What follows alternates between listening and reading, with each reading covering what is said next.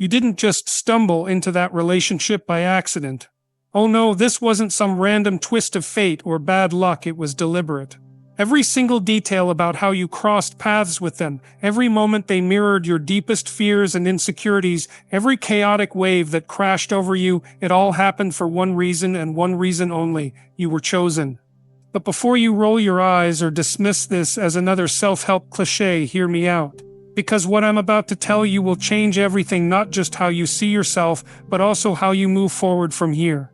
This isn't just about healing, it's about transformation. It's not just about surviving, it's about thriving.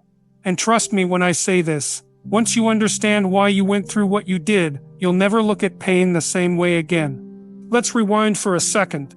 Think back to those moments when life felt like a hurricane, when their behavior left you questioning your sanity, doubting your worth, and feeling utterly invisible. Remember the sleepless nights? The endless cycles of hope followed by crushing disappointment?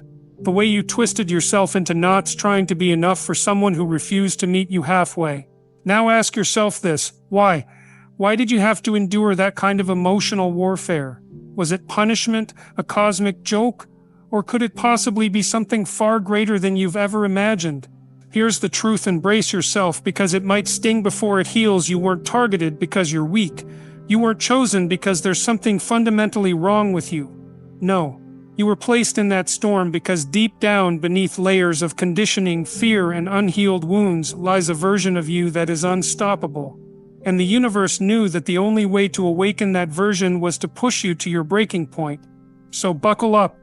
What you're about to discover isn't just an explanation, it's a revelation. A roadmap to becoming the boldest, most unshakable version of yourself. Are you ready? The slow erosion of self. Let's talk about where it all began, not with them, but with you. Somewhere along the line, you started losing sight of who you really are. Maybe it started so subtly you barely noticed. Perhaps it was the first time you put someone else's needs ahead of your own, telling yourself it was kindness rather than self-betrayal. Or maybe it was the day you silenced your intuition because it felt easier to go along with what everyone else wanted.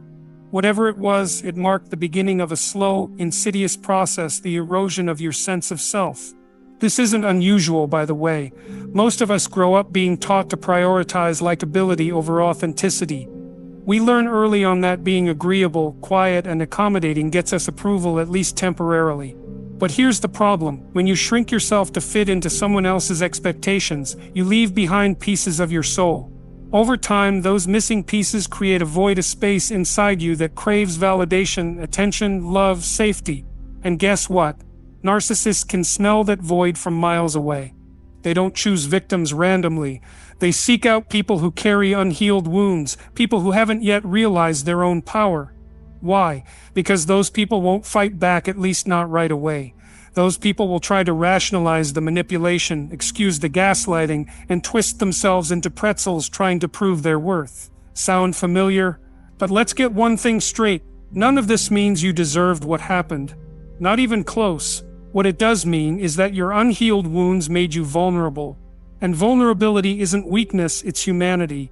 The key difference between staying stuck and breaking free lies in whether you use that vulnerability as fuel for growth or continue to let it hold you hostage. The narcissist role in your story. Here's the part that might shock you. The narcissist wasn't sent to destroy you. Their role in your story wasn't to crush your spirit or rob you of your happiness. No, their job was much bigger than that. They were there to mirror everything inside you that still needed healing. Think about it. That fear of abandonment, they reflected it back at you tenfold.